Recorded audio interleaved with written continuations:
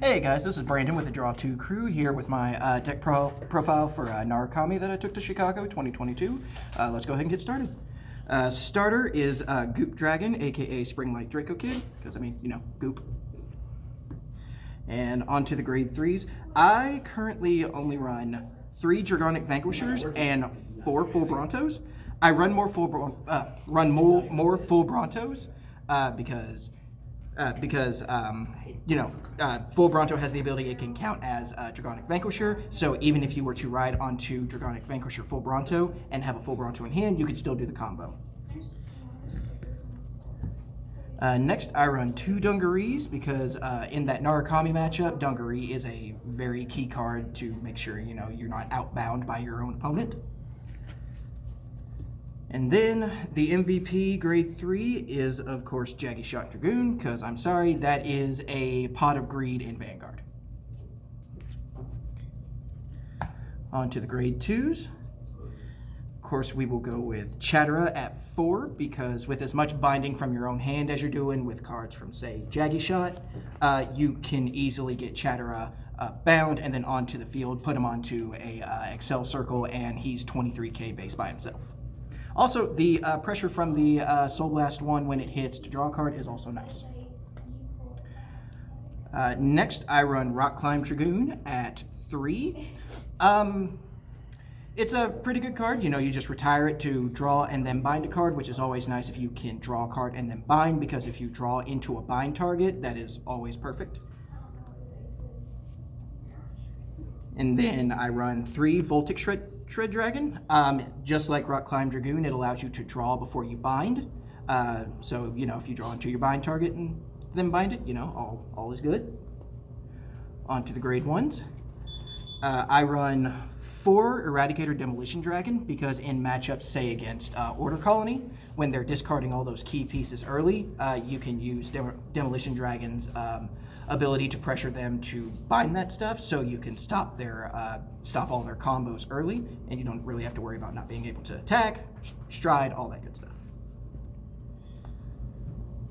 Next, I only run 3 Chain Bolt Dragoon, and that's mostly just because I can't really find a space for a 4th. Chain Bolt Dragoon, you ride it on Vanguard Circle, look at the top 7 for a Dragonic Vanquisher, so say your opening hand has OG Vanquisher, but you need Full Bronto, or vice versa, that's perfect, and you can get your combo set up early. Then I only run 3 Mighty Bolt Dragoons, because say you're going up against the Narukami matchup, and you need a Dungaree, you can just play that, search for your Dungaree, and then you'll be set for your counterplay. And then on to triggers. Of course, the 1 over trigger, because I personally feel like the Dragon Empire over trigger is one of the better ones, because nothing beats 2 Vanguard attacks. And then next, I run 4 of the crit stride fodder, because A, critical, B, stride fodder. And then I run 3 of the Dragon Dancer Paulina, mostly just because if I have a bunch of these in my hand, I can call them when my Vanguard attacks, throw them into soul, draw, so my hand doesn't necessarily decrease and my soul increases for when I'm doing all of my combos. Next, 4 Wavering Guard Gold, Perfect Guard, because you need to run 4 Perfect Guards. And then I run 4 of the Blitz Knuckle Dragon, because honestly, these are the go-to heal triggers now, since if you're on grade 2 and your opponent decides to rush you, play it, your Vanguard gets plus 10k until the end of turn, so that could really deter a lot of people from attacking you multiple times, or you can -2 their crit, that way even if they were to drive check a crit, it still doesn't matter. And then on to the G-Zone. Right now, I play Stunverse Dragon at 3. 4 you don't really necessarily need, because I feel like that's too much. 3 I feel like is a perfect amount, because if you could do it 2 times, really I feel like that's a pretty good amount, just doing it 2 times. 3 I feel like would be best for if you're going against the Narukami matchup and you need to try and outbind your opponent.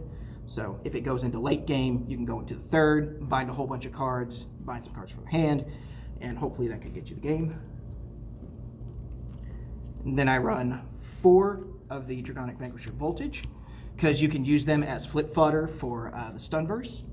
And then when you get to the point where, say, your opponent has like 12 cards in their bind zone, you can stride into this as long as you're at GB3, and all of your front row units get plus 3k. So you're swinging at your opponent, say, for plus 36,000 if you have 12 in their bind zone for every one of your front row rear guards. So that could really put a lot of pressure on them.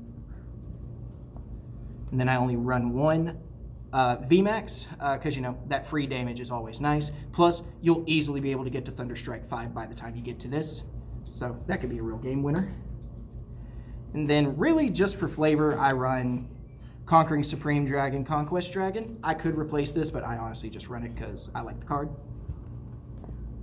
And then we run 1 Closer Dragon, because with as much unflipping as you're doing with cards, say Impede, Stunverse, and all that, you could get to GB8 really, really quickly. I've had a few games where I've gone to GB8 turn 3, grade 3 turn, and I just play this, bind everything, and then my my rear guards are swinging for 50k at a minimum.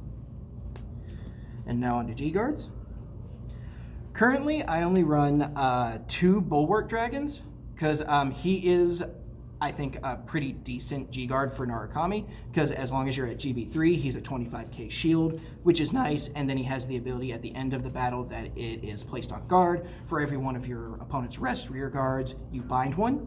So say, like, they're on attack number 5, you play that and then just bind quite a few cards. Oh, you bind for every 4 cards in their bind zone, so. And then, honestly, one of the best G-Guards Narukami has ever gotten, Impede Dragon, because now this one does require a little bit of, like, making sure you're paying attention to the board, and keeping track of how many rear guards you have and your opponents have, because when you play this, you immediately get a retire and bind, and then if your opponent's rear guards are greater than yours by 2 or more, you get another retire.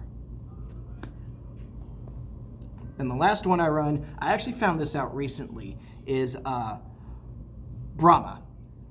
This card I feel like is a really good G-Guard, especially if you're going into your Dungaree turn, because it sets up for Dungaree because you bind 2 cards, and then when Dungaree attacks, you bind another card from the top of your deck, and then when you attack with Dungaree, you take those 3 cards, put it back into the drop zone, and you don't get any negs off of Dungaree.